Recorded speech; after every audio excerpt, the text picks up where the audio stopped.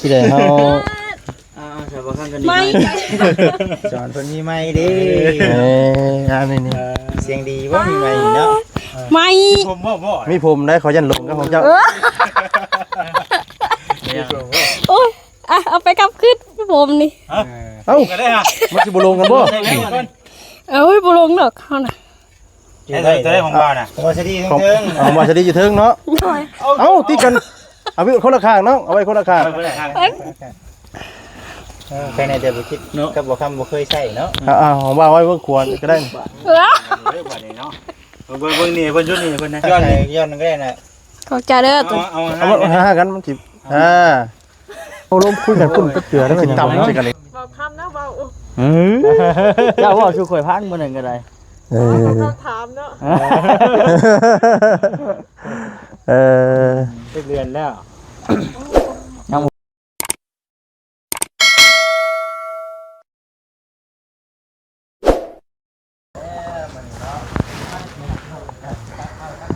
กราบสบายดีเด้อสบายดีและสวัสดีพ่อแม่พี่น้อง FC กันเบิดสุขุสู่คนพี่น้องเนาะเอามาพบพ่อกันคือเก่าเด้อพี่น้องเด้อเนาะตอนนี้ก็คือสิฮู้กันได้พี่น้องเอ้ย พอดีว่ามาแต่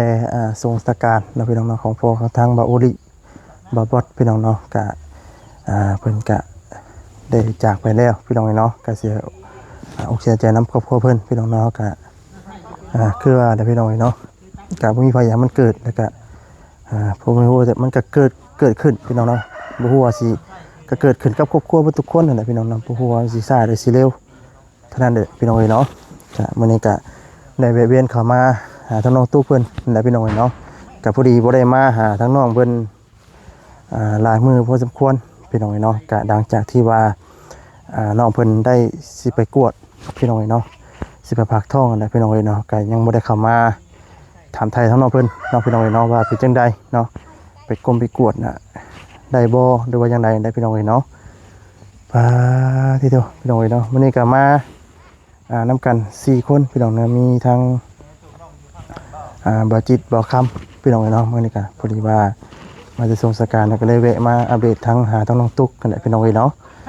ฝากเป็นกำลังใจเด้อพี่น้องเด้อเนาะมื้อนี้ก็ค่อยค่ำยามแรงเนาะมื้อนี้ก็พี่น้องปลาตัวเป็นมวนได้เห็นยังเสียวๆอยู่เนาะพี่น้องเนาะได้จ้าพี่น้องเนาะวันนี้ก็มาหาท่านน้องตุ๊กพี่น้องเนาะตุ๊กตักก่อนอันนี้นะตุ๊กบอกว่าเสร็จแล้ว น้ำไส้อยู่นี่บ่ น้ำไส้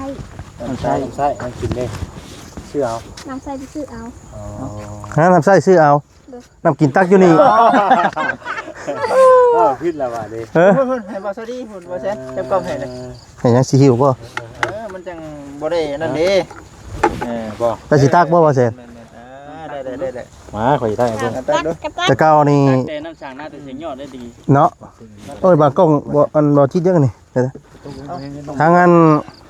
ชื่อคือสันได้ ทางอันเบาเสร็จนี่แต่เก้าแล้วตักน้ำมันฮดพักเรื่อยเด้ประสบการณ์เราบ่ธรรมดา แต่เบิ่งโน้ต นี่วิธีจับนี่พี่น้องเนาะ บ่ก็สิแบบคือข่อยเมื่อกี้แต่เบิ่งนะ ตุ้มลุก เอาใหม่ กวนซะก่อน ต้องกวนซะก่อน กวนมาดิ ตรงเลงเนาะบึ๊บ โอ้ โอ้ เงียบเลยบ่ เคย เสีย ผ่าน เลย ว่าดิ เอาสมัยตะกี้วันน่ะ บ่ครั้งเคยตักอยู่นะ พดหมวกแดงพุ่นน่ะ ก็ได้ ตักบ่เลยก็ได้ตักบ่น้ำสางเลยบ่ บ่ครูเพิ่นน่ะมีเท่านี้บ่ครูรู้เตะเลยเนาะ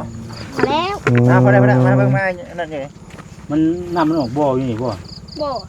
มันสิบกไปเด้ สิบ่คือนี่ สิพวก เอา ได้ ไปได้บ่นี่ เอาไปได้ก็ได้ ขันเพิ่นบ่ เดี๋ยวตักน้ำให้หน่อย ไปมา ไปพี่น้องเอ้ย ย่างไปแล้วพุ่นน่ะ อ๋อบ่แรงเด้อมืออื่นเด้อ แล้วเคยว่าย่างเจ้าย่างลง นกอ้างนกเจ้าเนาะนางขมุกขเมานกเจ้านกย่างอาจารย์พี่น้องเอ้ย ใส่ให้น้ำใส่ ตัวให้เราบ่จิตเรากล้ามอยู่พี่น้องเอ้ยเนาะตัว ลูกน้องมวยก็อยู่นี่เนาะ เพิ่นกินเอาหน้าเพิ่นเป็นยังบ่จิตน่ะ น้ำหอดลวกดิ ฮะ น้ำหอดลวก น้ำมันลวก อ่า เอาคือบ่เช้าแต่เก่ามันคือเช้า ดูดแดงหน่อยไปเลย ลูกเป็ดเดือนเป็ดเดือน เออ เฮ้ยเนาะ เป็นแพเป็นบ่ หากเห็นบ่ ผ่าตัด หากระหินเลย เนาะ เออ ตุ๊กเอาใส่ไม้ให้บ้านนี่ สบายดีเด้อน้องตุ๊ก โดยสบายดี สบายดีเฮา เฮ้ยเอานี่เพลนี่ นี่ เห็นตกน้ำดิ สิได้เฮา ใส่บ่ข้างกันดี ไม่ สอนเพิ่นมีไม้ดิ อันนี้นี่ เสียงดีบ่มีไม้เนาะ ไม่ ผมบ่บ่ มีผมได้ขอยันลงกับของเจ้า โอ้ยอ่ะเอาไปกลับขึ้นผมนี่ เอ้า ก็ได้ฮะ มันสิบ่ลงกันบ่ ใส่ไว้ก่อน เอ้ยบุลงดอกเขาน่ะ ได้ของบ้านน่ะ บ่สิดี ของ เทิง เอามาจะดีอยู่เทิงเนาะ โดย เอ้าติดกันเอาไว้คนละข้างเนาะเอาไว้คนละข้าง ใครในแต่บ่คิดกับบ่คำบ่เคยใช้เนาะ เอาของว่าไว้เบิ่งควรก็ได้ เออ บ้านนี้เนาะเบิ่งนี่เพิ่นยุดนี่เพิ่นนะ ย้อนก็ได้น่ะ ขอบใจเด้อตัว เอา เอามาหากันมันสิโอ้ย มันสิตับใส่กันอีกเนาะ ไม่อะ ไม่เป็นเหตุแล้วรุ่นไม่เป็นเหตุ มาเป็นเหตุเป็นอะไรเนาะ โอเมน เอามาบ่าวเฮ็ดแล้วบ่าวสิบ่ใส่หรอก ลงไปจ้ะ โอ้ยอย่ามันตกสิเด้เนาะ โอ้ย เราเองนี่เด้เนาะ ของใหม่มันยังอยู่ได้ นี่แหละนะไป ก็ได้สิหาคลิปจึงได้จังบ่โดดอยู่ งานเข่าได้สิ แม่นบ่เสียนซื้อไผมื้อนั้นน่ะ ไห้อยู่นอกตะแคงของไห้แท้ๆบัดนี้ เห็นอยู่นะมือน่ะ เห็นอยู่บ่เห็นอยู่ไส เดี๋ยวเพชร อยู่เพชร กองปริศนาบ่ ของปริศนา เนาะ โอ้ราชิ1ราชิยังนี่น่ะ ข่าวบจิต ข่าวจิตฝากของฝากว่าจิต เอาแล้ว ว่า 3-4คนบ่ ได้คือตัวจิตเนาะ โอ้บ่จิได้กับทีมงานก็ดีใจแล้ว แม่คนอันก็ได้ ยอดเนาะ เด้อ เสียใจ บ่หยอกเลยชื่อใด อันนี้ของบ่แซนตัวนี้นี่มันอ้วนนี่ เยอะเนาะ เป็นยังบ่จิตได้เฮาก็ดีใจแล้ว มือใหม่ก่อนใหม่หลายๆหน่อยไป คะแนนว่าบ่จิตได้กินเนาะเนาะ บ่คำได้แล้วมือวานนี่บ่คำได้แล้ว บ่ว่าน้องตุ๊กก็กินแต่แกงหน่อไม้บ่ เป็นไง ท้อง ไปฝากจังได๋แน่ เป็นไงไปฝากแล้วบ่มีอาการใดๆแน่ สุดนี่สิไปผากหมอ ฮะ หมอเพิ่นนัดสุดนี่ ไปแล้วบ่ ไปแล้วเธอหนึ่งเพิ่นว่าสุดนี่สิมาพักเพิ่นว่า สุดนี้จังมาผาก โอ้ย ชุดใดชุดนี้ มื้อใดโด มื้อใดสิไปฝากบ่ เป็ นี้ นนัดมือบ่ เด้อ มือใดเป็นนัดน่ะ มือพุดวันพุด วันพุธสิฮอดนี่บ่ เด้อ อื่นมื้อบ่ตึง มื้อ อื่นวันจันทร์ วันจันทร์มื้อวันคานมื้อตึง บ่ได้เก็บบ่บ่ได้เก็บท้องอีกบ่ เจ็บไปเสียนมื้อน่ะ เสียน มือจะไปเชียนใหม่อีกบ่ เด้อ มันลิ้นแฮงเนาะ กับใครต้องดีดบ่ ฮะ ดีด น้ บ่ อยเนาะเฮาลิ้นใจ ดีให้กับบัวกับหยังเด้ บ่เคยได้ ถ้าบ่ลิ้นเฮาแฮงไปเบิ่งนั่นแหละบ่ลิ้นปกติอยู่แล้วปกติเนาะ อีกหรือบ่เดี๋ยวนี้มาเลี้ยวหนา จับอยู่ท้องพี่ก็ดีดใช่เนาะ ลิ้น จับอีกบ่ทั้งหมดนึง บางคนเห็นมือผู้ใดบ่จิได้เห็นมือน้อยผู้ใด ปั้นชกมาให้เดียว โอ้ย ผู้ใดท้องบางเนาะ เอาเจ้าน่ะเอาไว้เหรอย อม บ่หัก คือดีได้ว่าสิดีก็มีได้ คือเห็นทางกันสามมีนาคือว่าจะมี เมียเพิ่นมาได้มื้อนี้น่ะมันบักซิว เมียมามันได้ดูรู้บ่ โอ้ยบ่คิดเพราะเพิ่นจังว่าซื้ออันนั่นให้เฮากินดู ยอมเพิ่นน่ะพี่น้อง ก็มีอยู่พอดีว่าได้3เดือนปลายของข่อยก็มี ไปเพิ่นไปโกบ่ยังบ่ได้เป็นรูปนะเด้ ยังผู้เพศ ยังเป็นก้อนอันนี้เป็นว่าสู้ ซ้ำผู้ดีซ้ำพวกถ้าเป็นกบเป็นหยังนี่นะ ระวังแล้วก็ เป็นกบเป็น แกน้ำเด้อ โดย ได้พิจารณาเดือนพุ่นครับไป เดือน6เดือน อาจจะสิเห็นหน้าแล้วเด้ แม่ บ่กิน อันนี้ยังบ่จักเพศเนาะ ยัง บ่จักดอกต้น แม่ บอกคำเด้ นี่เป็นทางอยู่ครับนะ นาย จนเล่นบ่แห้งแล้ว เล่นเลยขี่โคโพน เอาอีกผู้นึ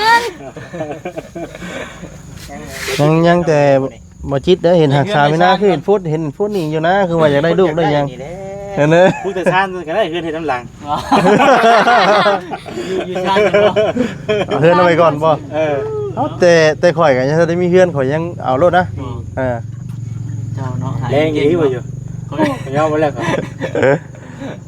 มีแต่ว่า แซวกันเล่นนี่แหละ แม่หน่อย ละลายก็ดีใจนำ เด้อเนาะ แล้วก็สู้ คือว่าคำใช่ไหม คำอยู่แล้ว แปลกบ่มาคำแปลก เขาก็แปลกสุดหมูได้วันนี้ มีภายในเขามาหาใช่มื้อนี้ โอ้ย บ่มีบ่ หนักเจอยู่นี่แล้ว บ่ได้ให้ว่ามื้อนี้ อ๋อ ยันว่าหากินฮอด อันน้องชายครับนั่นน่ะเพิ่นทั้งหันมาเรียกบ่ เลย เพิ่นมาจากโมง 6 โมง 7 โมงบางเถอะ โอ้เพิ่นปลูกอยู่ว่าเลิกค่ำเลยเนาะเพิ่นไปปลูกอ้อยบ่ เลย เป็น อันนี้เนาะสุดเดียวแต่เพิ่นสิพามาเนาะ ไปปลูกอ้อยเนาะ ไปนะเพื่อน จักปีแต่ผู้นี้นะ กระทำคน 3มั้ง3 ปีแม่นบ่ ไม่ได้แม่เป็นมา นี่ถ้าอื่นนำมานะ เออ วันนี้เนาะ มาพี่กันก็ได้ มาพี่ก่อน น่ะ โหดพักก่อนโอ้โดย หมดแล้วเฮา เพิ่นกระท่องเด้เพิ่นก็ได้ เพิ่นกระท่องบ่อันเลย กำลัง แข่ง โอ้ กัน มีข่าวดีบ่นั่นก็ได้ โอ้ เด็กน้อย เนาะ ไอ้นี่มันไปก่อน จิตยอมนะนี่ บ่ได้แข่งกันดอกเฮาละสิออกกันเรา ก็เสียค่าว่าหำนุ่เปื่อยเลยเนาะ โอ้พอแหละ แซ่บๆ พอแล้วบักหลาเอ้ย ต้องมีเนาะ เนี่ยบ่คิดว่ามื้ออื่นว่าสิไปเอาเครื่องปลูกของฟังบ่ใช่สมมุติว่าเอามาเนี่ยเจ้าว่าสิปลูกไว้ใส่ก่อน ก็ได้แต่คนแล้วเนาะทำคนมา ปลูก ได้ก็ ปลูกประเภทหยังพวกพักบ่ สิเป็นต้นมันบ่ต้นไม้เนาะ ต้นไม้แล้วก็ เออ ในพักใน เป็นไงเพิ่นบอกนี่ได้จ้ะ ในหยัง ตัวนี้ก็ในส่วน เพิ่นบอกว่าให้ซื้ออย่างแน่เอาไปซื้อมาให้เพิ่นเนาะ เนาะของพันแต่ว่าในเรื่องการปลูกนี่ก็คือว่าอะไรพี่น้องเอ้ย บ่จิตสิหายแล้วบ่อันนี้ ฮะ บ่ทันหมูไปเผื่อ แนวมันเลยเนาะ อย่าบอกว่าเราจะไหนเราให้ดีได้เนาะ เมื่อกันเด้อ อย่างแล้วครับ โอ้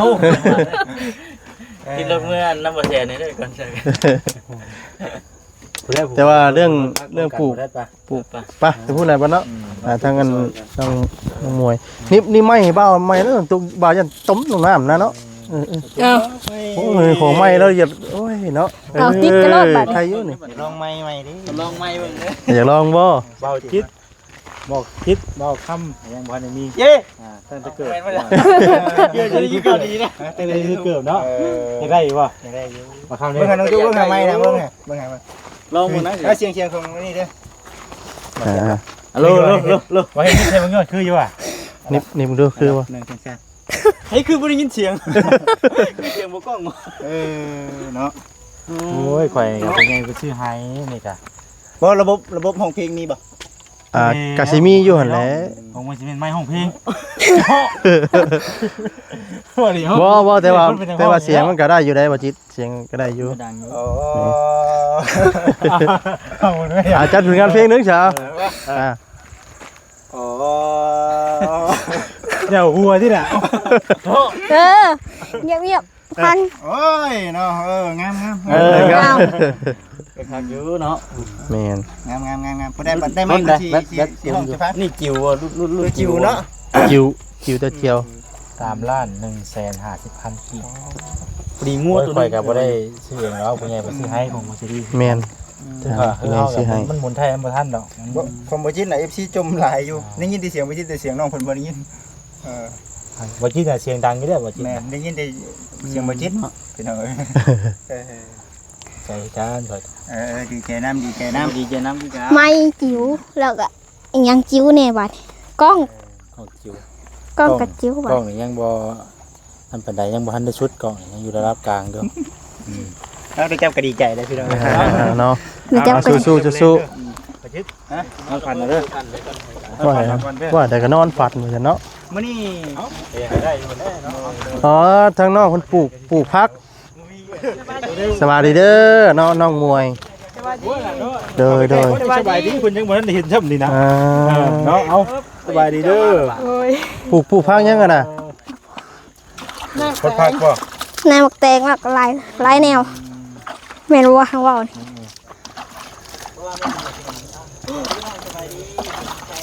มา บ่ได้มีนั่นบ่ได้มีบัวบ่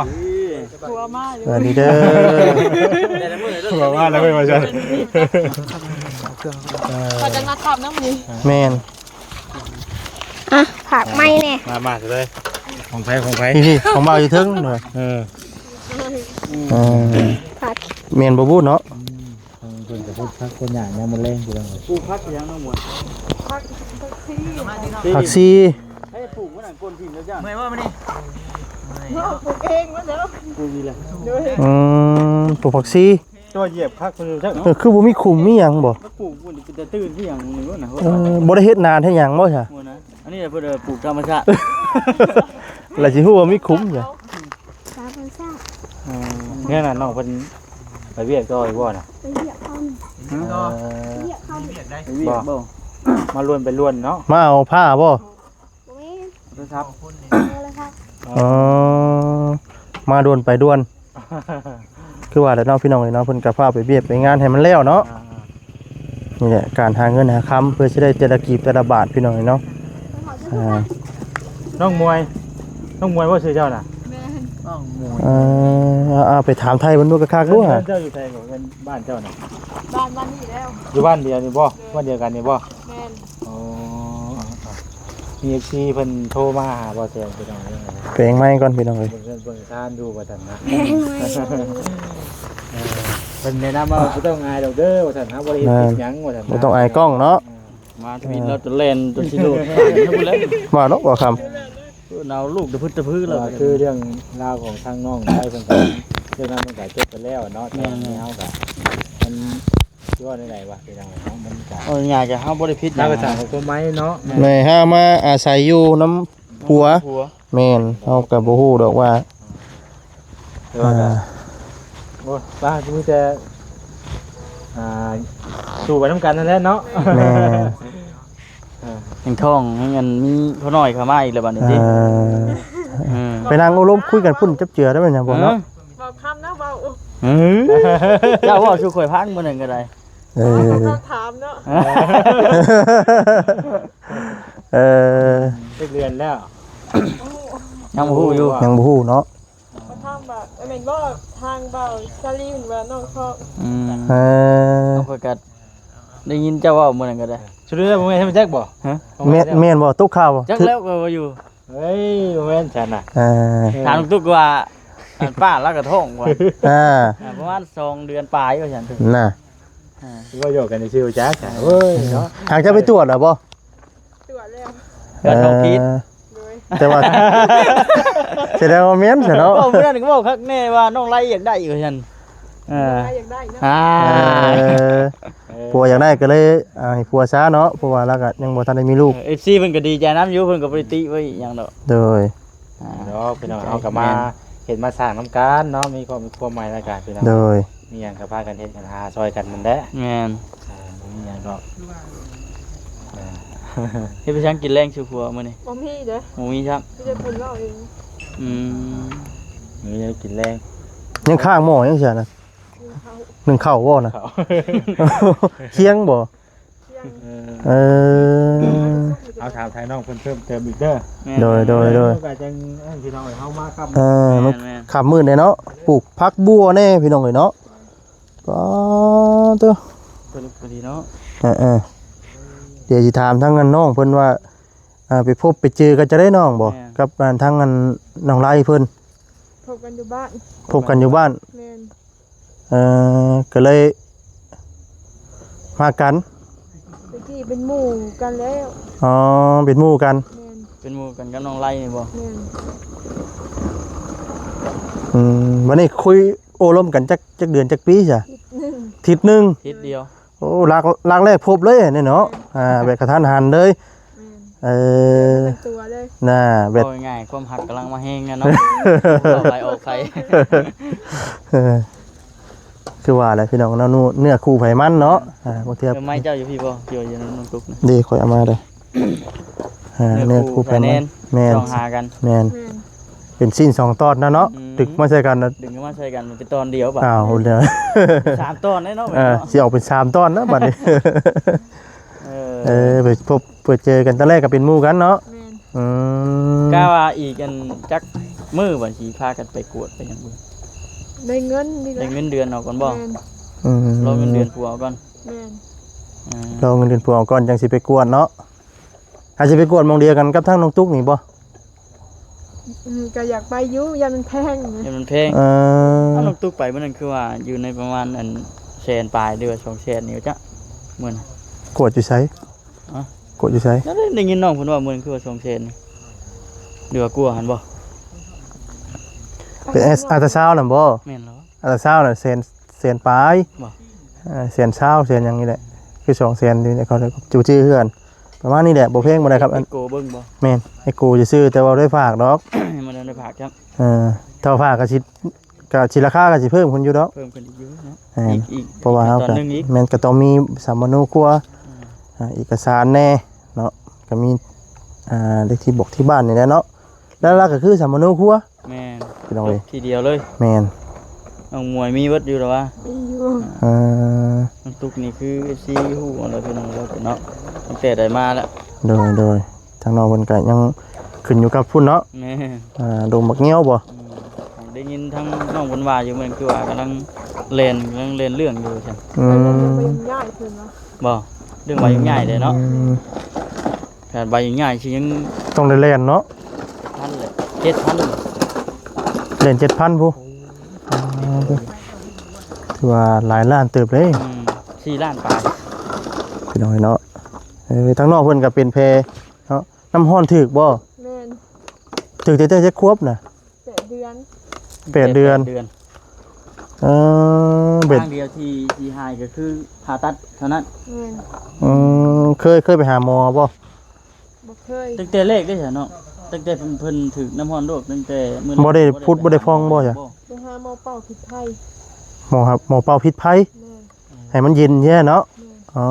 เป็นยากนี่ บ่ ยากจะเป็นไห้ เนี่ยน้ำห้อนลวกเด้เนาะ แม่นั่นแหละ อืม แต่8 เดือนของเขามันบ่บัดปะโทเนาะ โดย บัดมันง่ายแล้วเด็กน้อยผู้ใหญ่เฮายังยังเติบหนึงพี่น้อง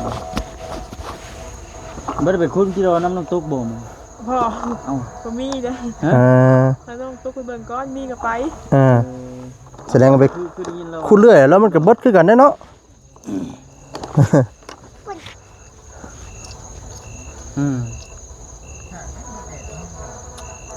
เริ่มคันเริ่มมืดได้เลย แม่นคอยคันยำแรงพี่น้องเอ้ยเนาะ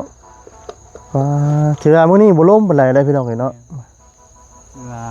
ปกติอยู่ แม่นสงัดอยู่เด้ ไปก็ไปใต้เลยว่าอยู่เฮือนในชาน ใต้ดอกไผ่ไม่เอา เดี๋ยว เสียบไฟโซลาร์เซลล์เอา แม่น ใช้แผงโซลาร์เซลล์ด้วยพี่น้องเนาะโอ้ตัว มันทุกได้ได้แนบกินแรงคือผัวเรากินได้ผัวกิโลสิจังได้น้องหมวยสิชูกินชูผัวกิน ไปซื้อเอาไป เชื่ เที่ อ ยว บ่ ใครหรอกเนาะอยู่น้ำกันเพราะที่แหละเนาะน้องตุ๊กเพิ่นก็ได้อยู่น้ำป้าเพราะมีหมู่อ้อมๆแอมๆแน่ ทั้งเป็นหมู่ทั้ง เป็นหมู่ทั้งป้าบ่ แม่น ทั้งสองอย่าง เชื่อเป็นเชี่ยวก็ดี โอ้โหย เป็นเชี่ยวป้าได้ไหมเนาะ ใครหรอกบัดนี้คำว่าไล่ลูกน้อยก็พอได้อุ้มมาเล่นน้ำกันได้ประสบการณ์ไปน้ำทางผู้เป็นป้าก็บอกสอนน้ำกันเลยบัดนี้ ชายผู้เป็นป้าแล้ว แม่น ได้มีอัน คำแนะนำเนาะ แม่น ตัวพี่น้องเอ้ย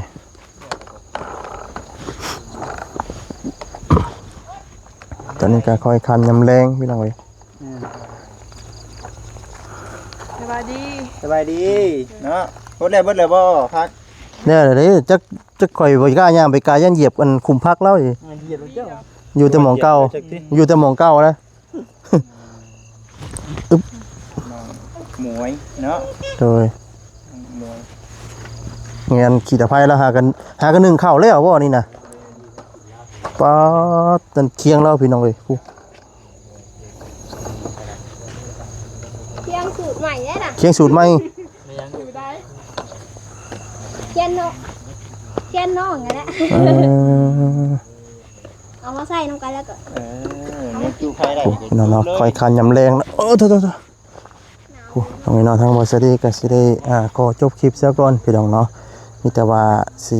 นำลากลับก่อนบัดนี้พี่น้องเนาะเด้อนับจากไปแล้วเนาะผิดพลาดจังไรก็ขอโทษขออภัยเลยพี่น้องเด้อนะฝากกดไลค์กดแชร์กดติดตามเนาะกะเรื่องดินเรื่องร้อนกับผู้ใหญ่พี่น้องเนาะถ้าทางอ้ายเพิ่นมาเคลียร์แหละพี่น้องเอ้ยทางอ้ายเตียงแล้วก็ทางบุญเนาะเพิ่นได้มาเคลียร์ผู้ใหญ่พี่น้องเนาะก็บ่ฮู้ว่าเพราะว่าตัวนี้เพิ่นก็อยู่อาศัยอยู่ร่วมกันนะพี่น้องเอ้ยเนาะเฮาก็บ่มีสิทธิ์เว้าได้พี่น้องเอ้ยเพราะว่าเฮานี่คือแล้วแต่ทางผู้รักผู้ใหญ่ทางไอ้เตียงเพิ่นเนาะแล้วก็ทางสบูรณ์หลายๆท่านอยู่พี่น้องเนาะนั่นแหละเฮาก็จังไดเพิ่นเคลียร์เฮาก็ดีใจนำเพิ่นคือเก่าแหละพี่น้องเนาะมีแต่รอติดตามนํกันเด้อนำลาไปก่อนอยู่ดีมีแฮงทุกท่านทุกคนเด้อพี่น้องเด้อนอนลาประจากไปก่อนแล้วเนาะสำบายดีเด้อพี่น้องเด้อเนาะสำบายดี